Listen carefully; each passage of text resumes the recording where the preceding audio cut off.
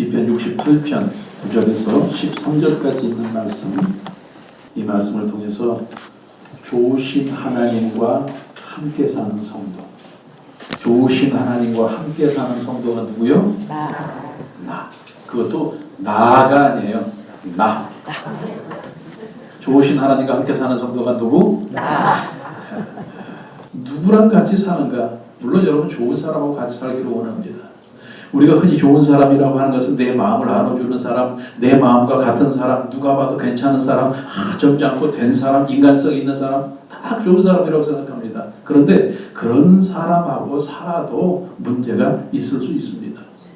그 이유는 다른 것이 아닙니다. 그 사람이 변하고 환경이 변하고 물론 그런 이유도 있겠지만 더 중요한 것은 기준이 누구이기 때문에 나이기 때문에 그렇습니다. 사람들은 되게 나는 하나도 안 변했는데 여러분 어떻게 결혼 생활하면서 30일 동안 안 변할 수가 있어요? 저 사람만 변했다니까. 저 사람만 결혼 전에는 안 그러더니 자기도 변했으면서 항상 기준이 나이기 때문에 그렇습니다. 그런데 중요한 것은 하나님은 어떤 하나님? 좋으신 하나님. 하나님이 좋으신 하나님이시라고 하는 것과 또 그 좋으신 하나님께서 나에게 은혜를 베풀어 주시고 나를 지켜주시고 나를 인도해 주신다고 하는 그 모든 기준이 내가 아니라 하나님이시라고 하는 것입니다.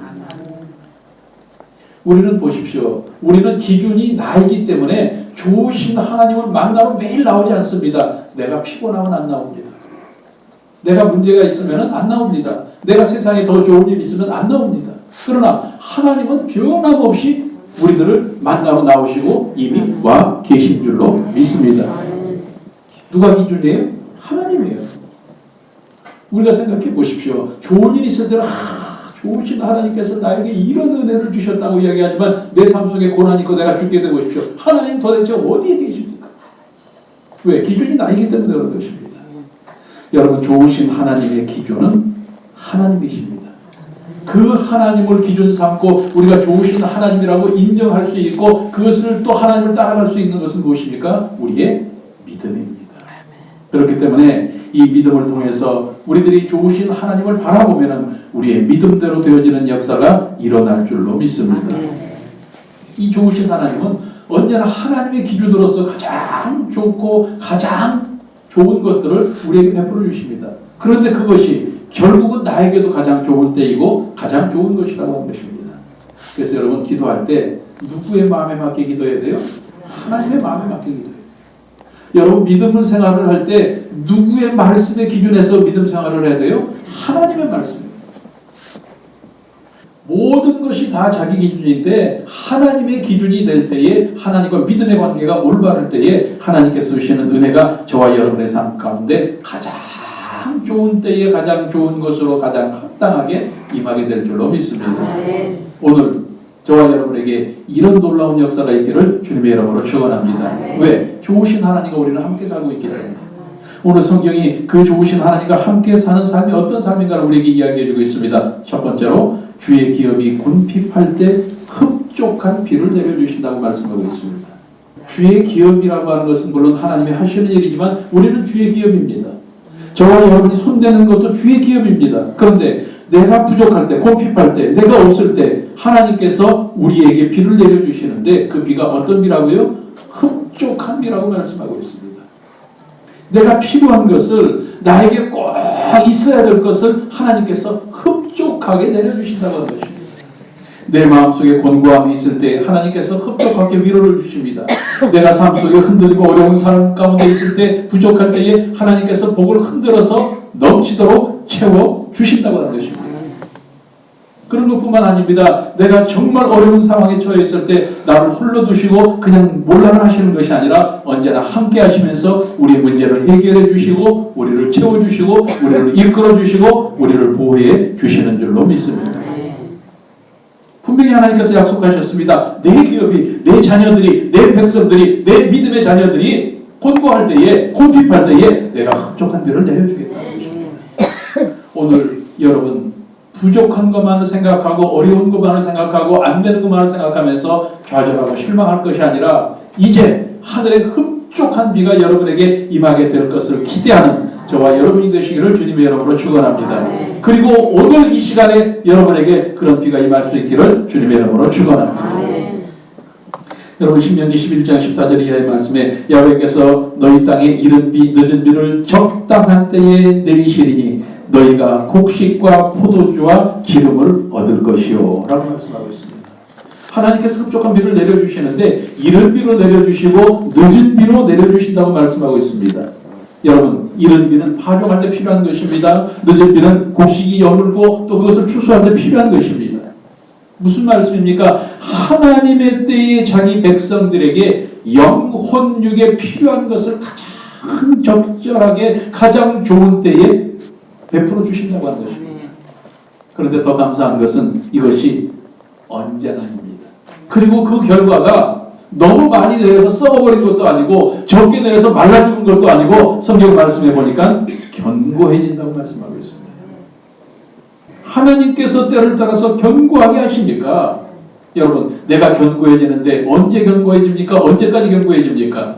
그 답이 고린도전서 1장 8절 말씀에 있습니다. 주께서 너희를 우리 주 예수 그리스도의 날에 책망할 것이 없는 자로 한번 따라 하실까요? 끝까지 견고케 하시리라. 언제까지? 끝까지. 자, 제가 말씀드린 걸 한번 쭉 펼쳐볼게요. 우리가 어렵습니다. 궁핍합니다. 어려움에 처해 있습니다. 그런데 하나님께서 그때에 우리들에게 가장 필요한 때 늦은 비, 이른 비, 늦은 비를 통해서 어떻게 해요? 흡족한 비를 내려주신다는 말씀이에요. 그리고 나면 어떻게 돼요? 우리가 견고해진다고 하는 것입니다. 그런데 그것이 영원하다고 하는 것입니다. 끝까지 우리의 모든 삶을 다할 때까지 견고해질 수 있다고 말씀하고 있는 것입니다. 그래서 우리는 제일 앞을 생각할 때 내가 궁핍해도 내가 가난해도 내가 어려워도 우리는 염려하지 않습니다. 무서워하지 않습니다. 두려워하지 않습니다. 왜? 우리는 언제나 하나님의 은혜 가운데 살고 있습니다. 오늘 이 은혜의 단비가 여러분에게 흠뻑 내리기를 주님의 이름으로 축원합니다. 저는 흠뻑 젖는다고 하는 말을 참 좋아합니다. 여러분 하나님의 은혜 속에 푹 젖을 수 있기를 주님의 이름으로 축원합니다.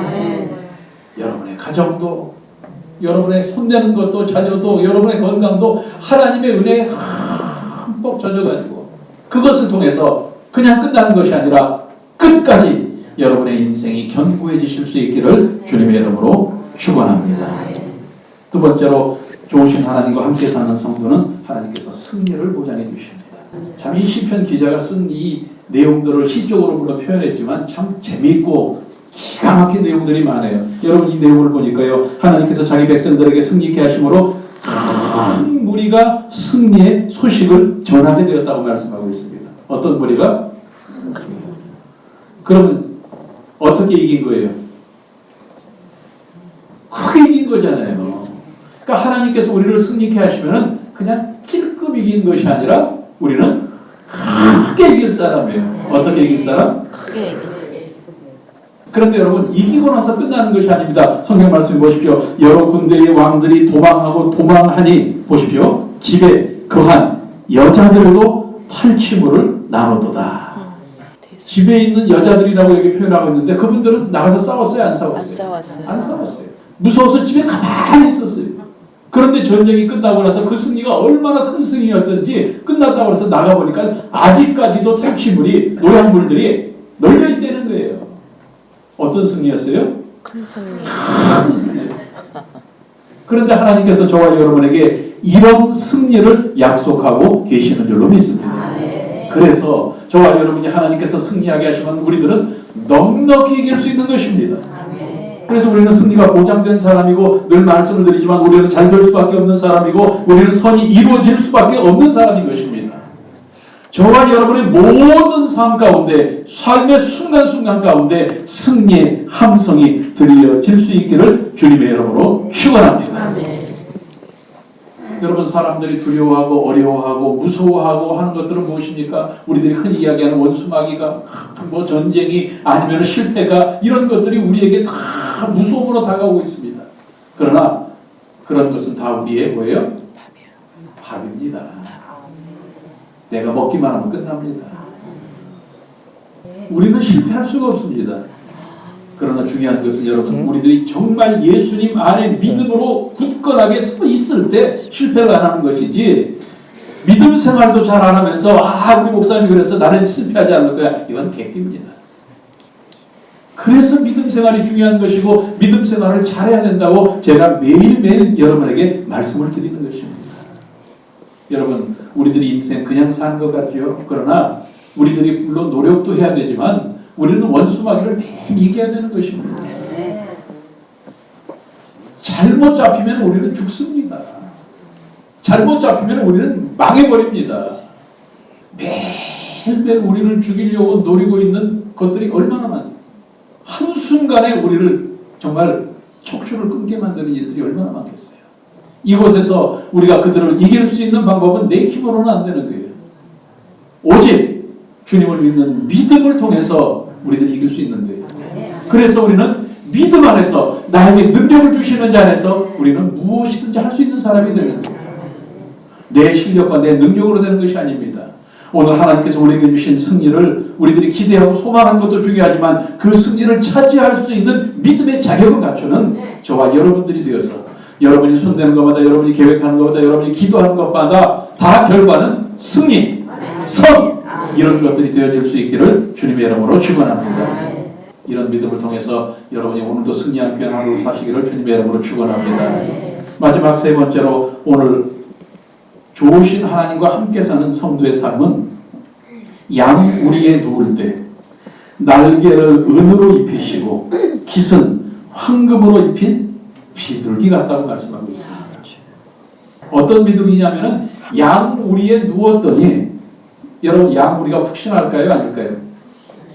편할까요, 안 편할까요?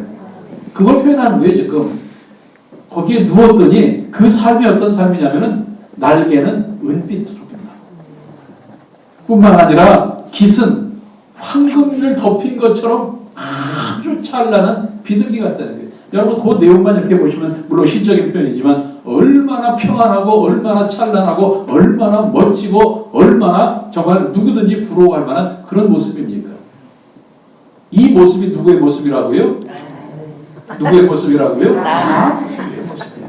하나님께서 함께 하십니다. 여러분, 우리들이 인생을 살면서 인생을 뒤돌아보면 정말 내가 잘 살았는가, 이런 생각 들어야 안 들어요? 후회가 돼야 안 돼요? 그리고 다른 사람들 보면서 저 사람은 참 인생 잘 살았다, 정말 멋지게 살았다, 이런 생각 들어야 안 들어요? 그런 사람들이 있습니다. 그런데 여러분 생각해 보십시오. 우리들이 부러워하는 그런 사람들이 돈이 많아서 그렇습니까? 명예를 가졌기 때문에 그렇습니까? 아닙니다. 그 사람의 삶의 모습이 참 후덕하고 정말 늙어도 멋지게 늙었고 정말 무엇인가 항상 부러움을 가지고 있는 그런 사람들을 볼 때, 야, 인생 참 잘 살았다, 우리가 그런 이야기를 하는 것입니다. 여러분, 어떤 사람들이 그런 평가를 받을 수 있을까요? 정말 삶을 볼 때 너무 평안하고 그 인생 자체를 보니까 아무리 황혼일지라도 금빛 날개 아니면은 은빛 날개, 깃털, 이런 것으로 참 멋있게 보이는 그런 인생, 누구든지 원하는 인생, 어떻게 하면 그런 인생을 살 수가 있을까요?